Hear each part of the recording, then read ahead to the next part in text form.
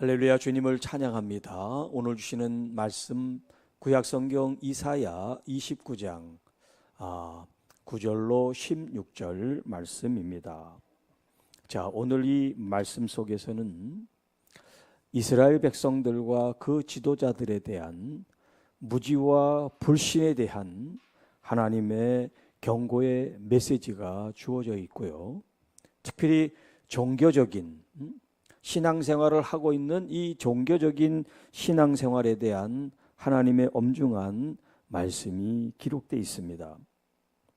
자, 이 말씀은 지금 이사야 그 시대에 주신 하나님의 말씀이기도 하지만 오늘을 살아가는 우리들에게 하나님께서 말씀하시는 말씀으로 우리가 받아야 될 줄로 믿습니다. 자, 먼저 9절부터 이스라엘 백성들이 지금 하나님에 대한 이 무지, 영적 무지에 대해서 이렇게 표현하고 있습니다. 너희는 놀라고 놀라라. 너희는 맹인이 되고 맹인이 되어라. 자, 왜 이런 말씀을 하실까요? 그들이 지금 취하지 않았으면서도 취한 것 같은 그 지도자들이 술을 취해서가 아니라 교만에 취해서 그들의 영광스러운 그 권위, 그 왕좌에서 받은 하나님으로부터 받은 그런 어떤 그 권위의 상징, 능력의 상징인 이 면류관 이런 것들을 그들이 하나님께 영광을 돌리고 또 하나님 주신 법도와 말씀에 따라 정치를 하지 않으므로 그 면류관을 벗겨서 땅에 던져 발에 짓밟히게 하신다 그랬죠. 또 이스라엘 백성들은 하나님의 종들, 선지자들, 선견자들 이런 주의 종들이 메시지를 전할 때 그 말씀을 경청하지 않고 무시하고 멸시하고 하나님이 없는 것처럼 그들이 종교 생활을 했단 말이에요. 그래서 그들의 이 영적 무지에 대해서 말씀하는 거예요. 너희는 차라리 맹인이 돼서 보지 못하는 게 차라리 낫다. 다 보면서 죄를 짓고 있으니까 지금 그런 얘기를 지금 하고 있습니다. 그들의 취함이 포도주로 말미암음이 아니며 그들의 비틀거림이 독주로 말미암음이 아니니라. 자, 왜 그들이 바른 길을 걸어가지 못하고 마치 술 취한 사람들처럼 이리 갔다 저리 갔다 방향을 못 잡고 있을까요? 그들의 욕망과 욕심에 사로잡혀서 정한 마음이 없는 것이라 할 수가 있습니다. 결국 그래서 대저 여호와께서 깊이 잠들게 하는 영을 그들에게 부어주사. 여기 이제 이 영은 우리가 말하는 루아흐라고 하는 단어를 쓰는데 이 영은 이제 바람, 호흡, 숨 이런 의미로 이제 사용되고 여기 영 우리가 몸과 혼과 영 할 때 그 영적인 영을 가리켜서 지금 얘기한단 말이에요. 하나님께서 그들에게 깊이 잠들게 하는 영을 부어서 그들로 하여금 눈이 감기게 하셨다.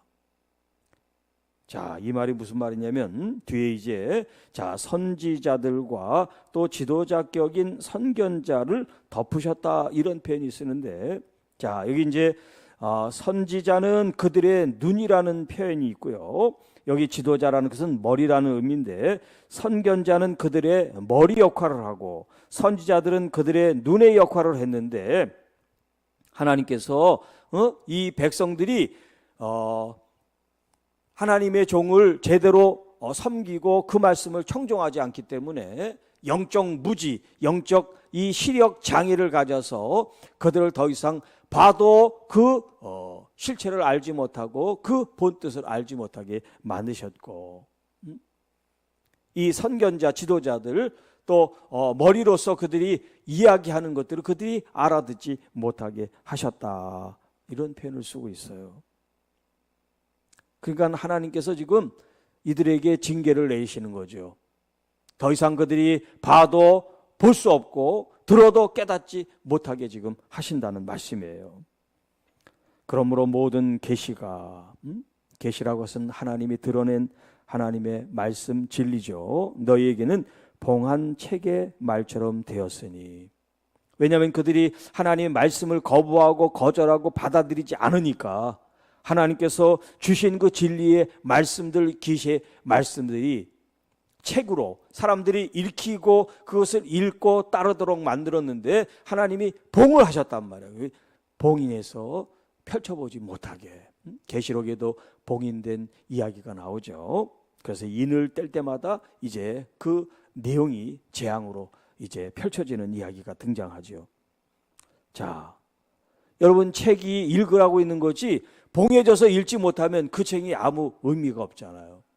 그런데 이스라엘 백성들이 무지하고 하나님을 바르게 섬기지 않고 하나님의 말씀을 무시하고 경멸히 여기기 때문에 그들에게는 하나님의 이 거룩하고 복된 이 메시지, 이 말씀이 봉인이 된 책처럼 되었다 하는 거예요.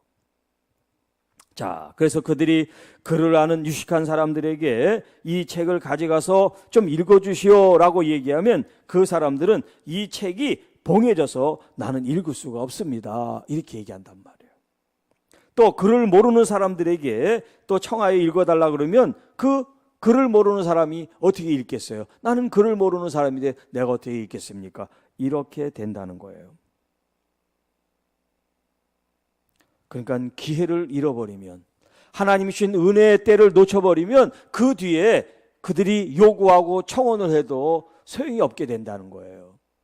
하나님의 말씀이 주어질 때 아멘하고 받아들여야지, 지금은 내가 하고 싶은 일이 많아, 지금은 받아들이고 싶지 않아, 그러면 그 기회를 놓치면 다시 그 기회가 돌아오지 않을 수 있다는 것을 경고해 주고 있습니다.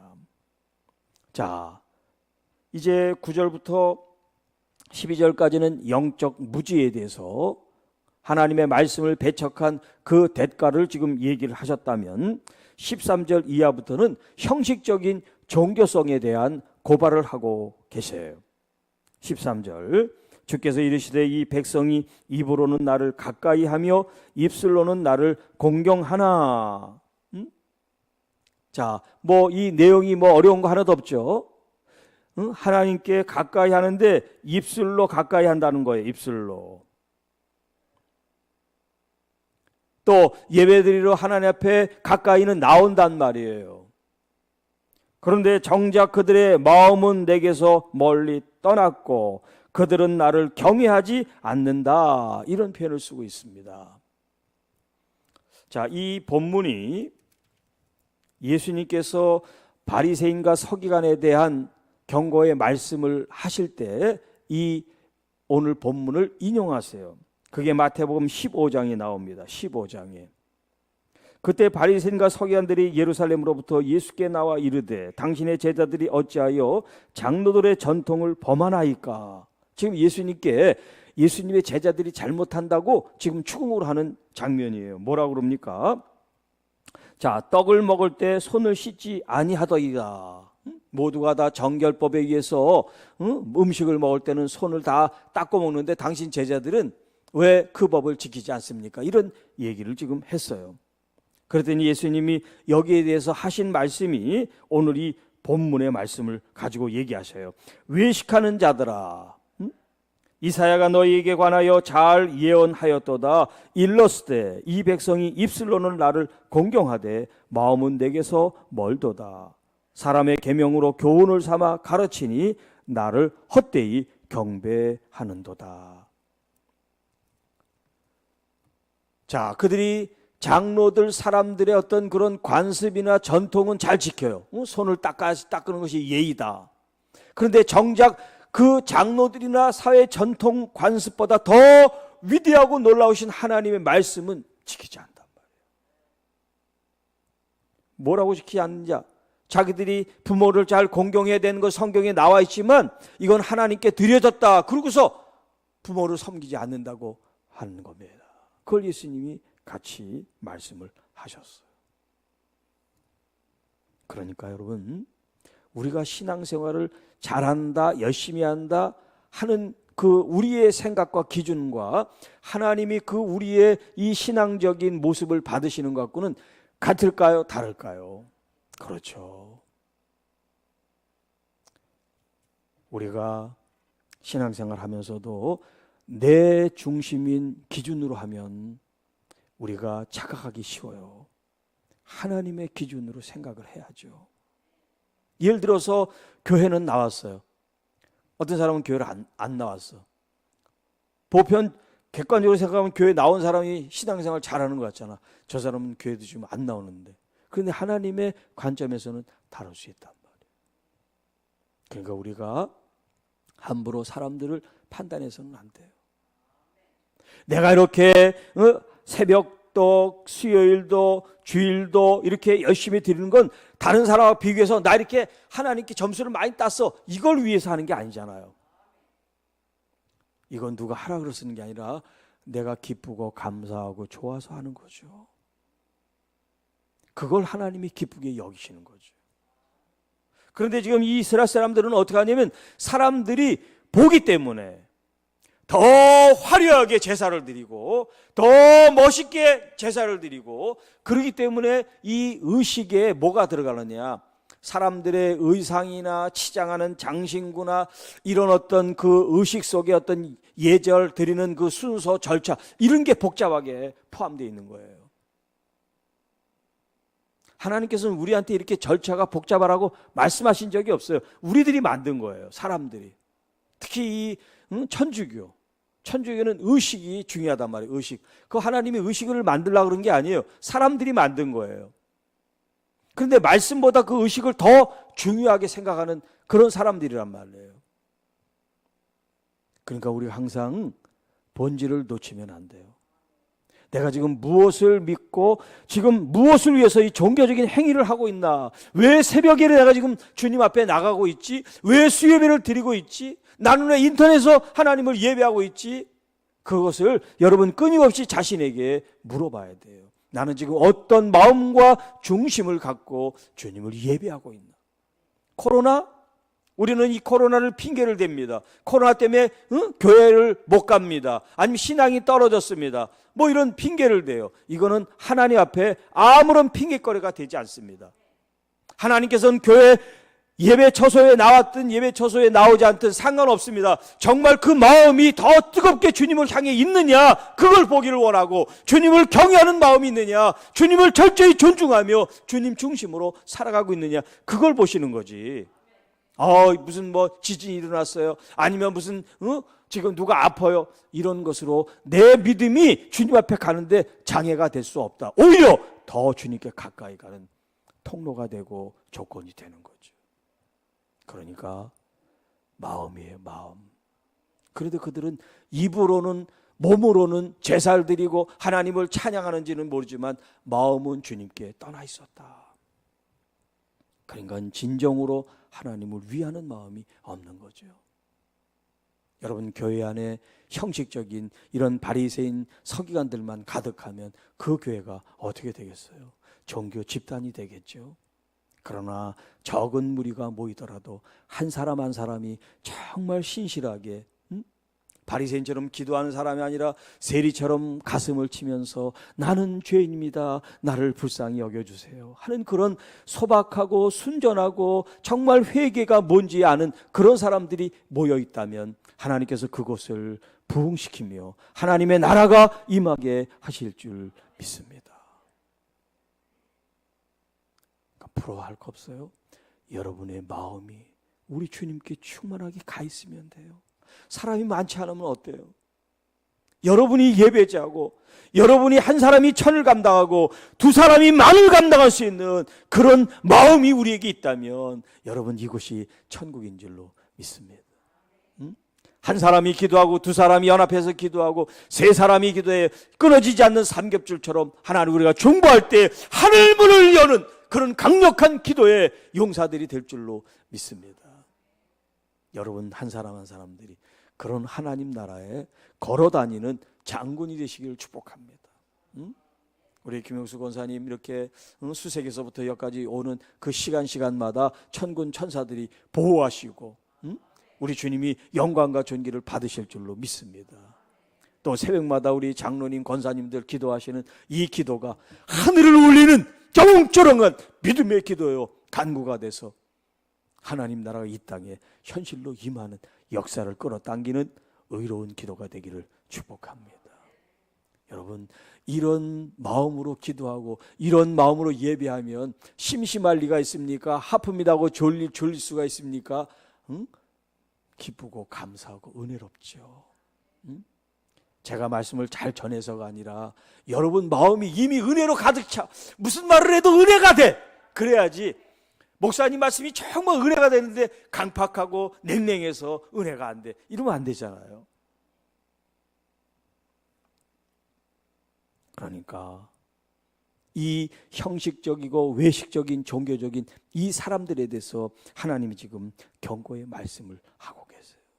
너희들은 나를 가까이 하고 입으로는 찬양한다 그러고 제사를 드리는지 모르지만 너는 너희들의 그 세상적인 그런 종교성에 대해서 넘어가지 않는다는 거예요. 그래서 제사를 원하지 않고 인애를 원하신다 말씀하신 거예요. 그러므로 내가 이 백성 중에 기이한 일, 곧 기이하고 아주 기이한 일을 다시 행하리니 그들 중에서 지혜자의 지혜가 없어지고 명철자의 총명이 가려지리라.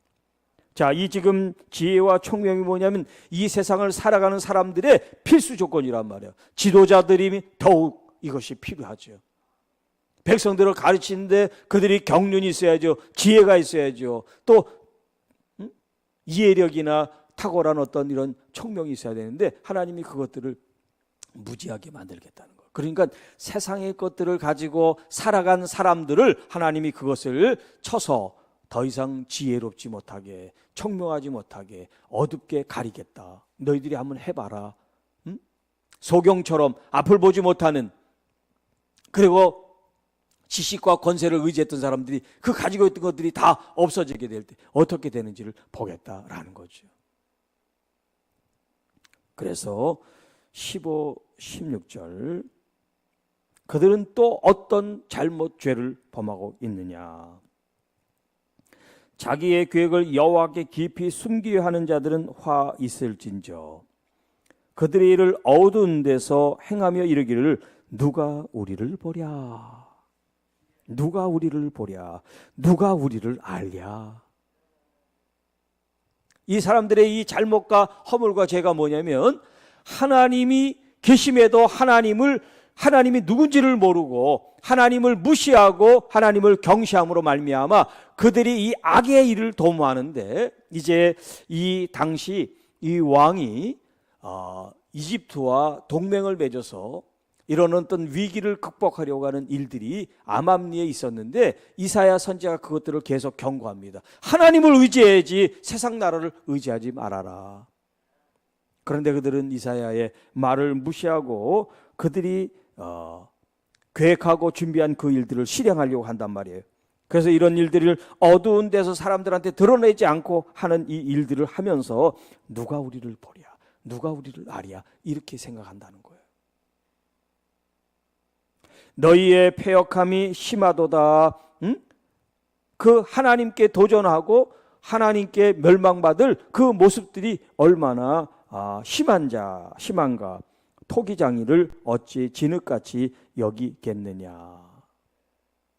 지은이 창조하신 이에 대하여 그가 나를 짓지 아니하였다, 창조하지 아니하였다 하며 빚음을 받은 물건이 자기를 빚은 이에게 대하여 이르기를 그가 총명이 없다 하겠느냐. 자, 그러니까 근본적으로 하나님을 부정하는 거죠. 창조하셨다고 하는 것이 하나님께서 우리에게 주시는 첫 번째 메시지잖아요. 태초에 하나님이 천지를 창조하시니라. 여러분, 이 유대인들, 히브리 사람들이 이 말을 모르는 사람 누가 있습니까? 첫 번째 성경에 나오는데, 첫 구절인데 그걸 다 아는데도 불구하고 이들이 얘기한단 말이에요. 우리가 이렇게 하는 거 아무도 몰라.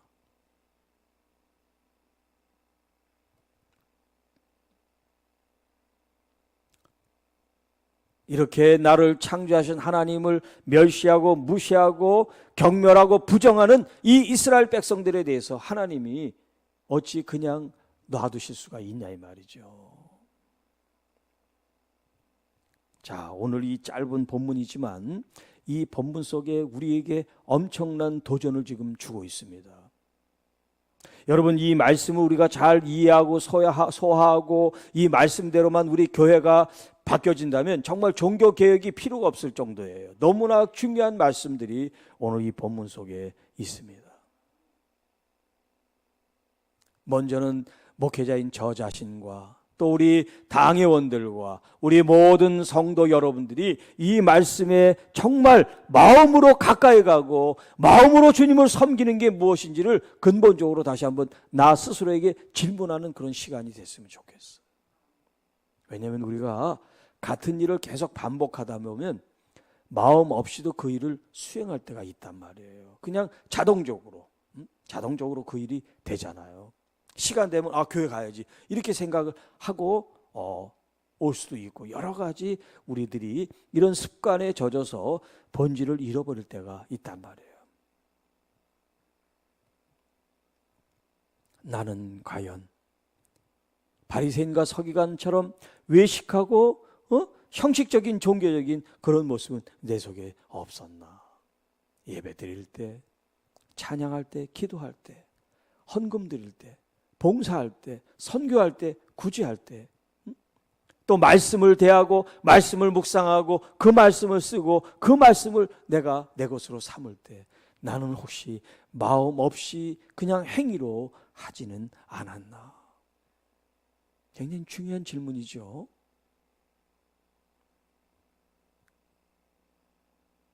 이것을 우리가 목회자로부터 모든 성도들이 날마다 이 말씀을 묵상하고 정말 깊이 생각한다면 아마 한국교회가 달라지게 될 것입니다.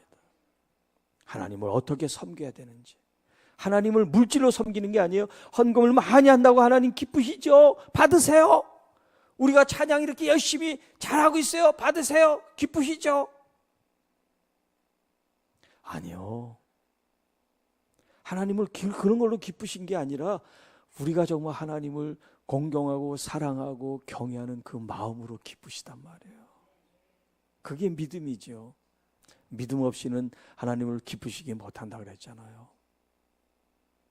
말씀을 읽는 것도, 말씀을 듣는 것도 믿음으로, 찬양을 하는 것도, 봉사를 하는 것도 믿음으로.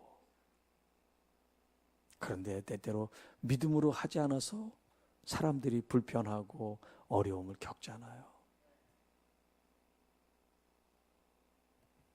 참 안타까운 일들이 많아요. 그런데 그걸 얘기를 해줄 수가 없어.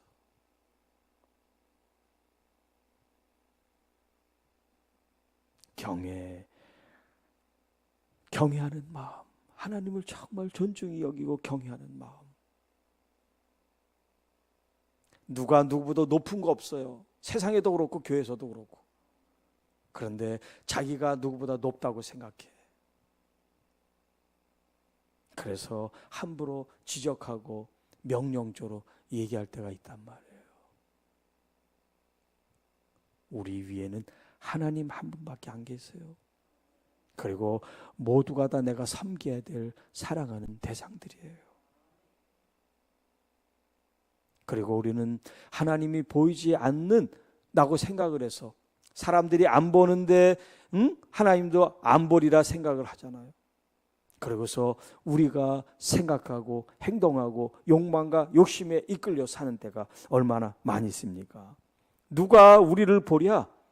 이건 이스라엘 사람들만의 얘기가 아니에요. 지금 오늘 우리들의 얘기고 전 세계 모든 사람들이 공통적으로 가지고 있는 내용이 지금 이거잖아요. 누가 우리를 보랴? 그래서 죄를 짓고 그래서 잘못을 뻔뻔스럽게 행한단 말이에요.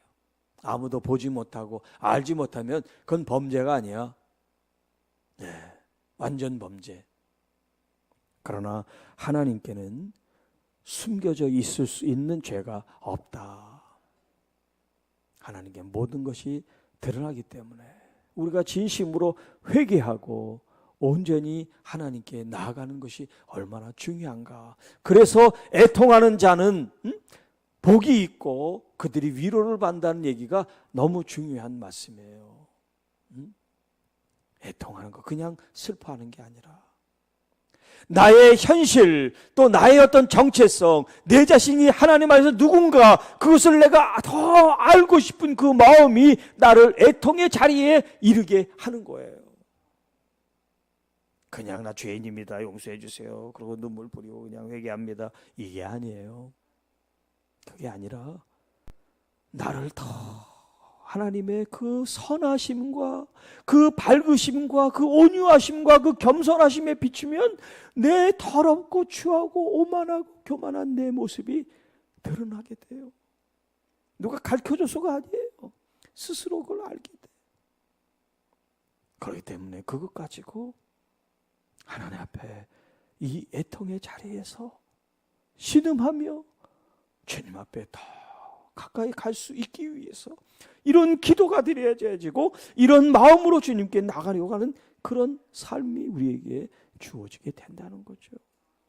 그래서 이런 애통이 우리를 정화시킵니다. 성화시킵니다. 놀라운 작용을 하는 거예요. 내가 거룩하게 돼야지, 내가 구별된 삶을 살아야지, 그래서가 아니라 진짜 애통하는 그 삶이 될 때 나도 서서히 주님 마음 담게 되고 주님의 그 선한 빛을 따라 살아가게 된다, 이 말이에요. 자, 이제 결론의 말씀을 드립니다. 누누이 얘기하지만 하나님 아버지를 내가 더 잘 알면 알수록 내 자신이 낮아지고 겸손해지고 온유해지고 작아짐으로 주님을 더 크게 사모하고 갈망하고 은혜하는 마음을 갖는 거, 이게 제일 중요한 믿음의 길이에요.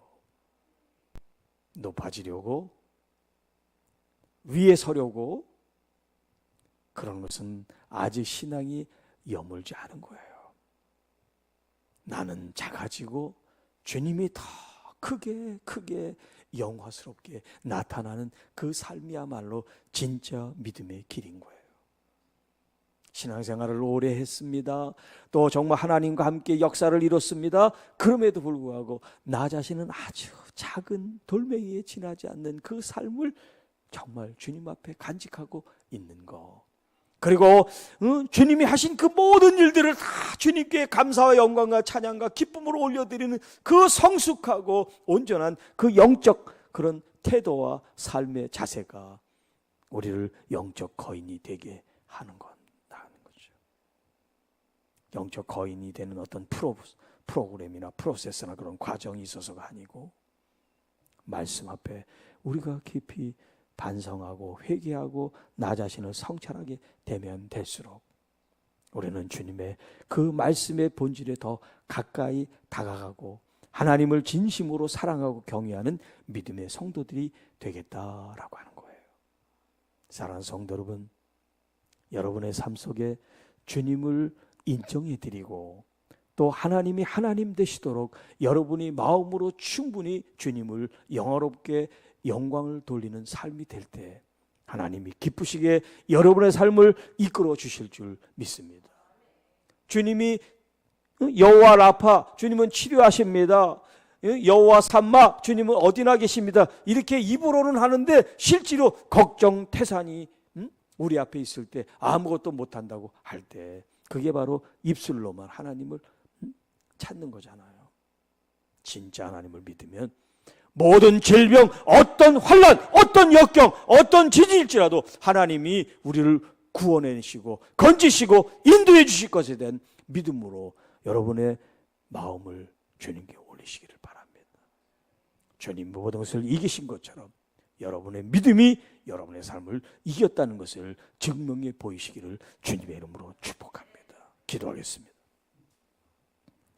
주 하나님 아버지 감사합니다. 오늘도 우리에게 주신 이 말씀을 통하여 우리가 영적 무지와 또 입술로만 종교적으로만 형식적으로만 주님을 섬기는 외식하는 종교인들의 삶이 아니고 또 하나님을 알지 못해서 멸시하고 부정하고 하나님에 대한 이 소홀한 경홀히 여기는 마음이 아니라 정말 하나님 말씀을 우리가 온전히 깨닫고 또 이해하고 알아서 하나님을 하나님 되게 나의 아버지를 우리가 존중히 여기고 경외하고 마음으로부터 우러나오는 참된 신앙의 모습을 가지고 주님을 섬기며 영화롭게 영광 돌리는 우리 모든 주의 자녀들이 되게 하옵소서. 주님, 참으로 이 땅에 많은 질병과 지진과 고난과 고통을 겪는 우리의 가족들, 이웃들, 또 먼 나라 우리 사람들이 있습니다. 아버지 하나님, 이 고난과 역경과 아픔과 고통을 당한 모든 사람들을 위로하는 하나님의 교회와 성도들이 되게 하여 주시고, 또 실질적으로 하나님의 이런 능력과 역사를 가지고 치유를 기도하고 이런 모든 악과 모든 재난을 이길 수 있는 지혜와 총명을 말씀으로 얻을 수 있는 하나님의 귀한 교회와 성도들이 되게 하옵소서. 나사렛 예수 이름으로 명하노니 우리 몸의 모든 암세포들, 우리 몸의 모든 질병들 나사렛 이름으로 묶임받고 떠나갈지어다. 사랑하는 귀한 딸이 일어나게 하시고 아들이 일어나게 하시고 하나님의 귀한 자녀들이 하나님 안에 회복되는 은혜를 입게 하옵소서. 주님 감사합니다. 그래서 정말 우리가 주님 앞에 나오는 이 모든 시간들, 마음들이 기쁘고 행복한 정말 웃음꽃이 피는 우리 교회와 성도들의 삶으로 주님 받아 주옵소서. 주님 감사합니다. 감사합니다.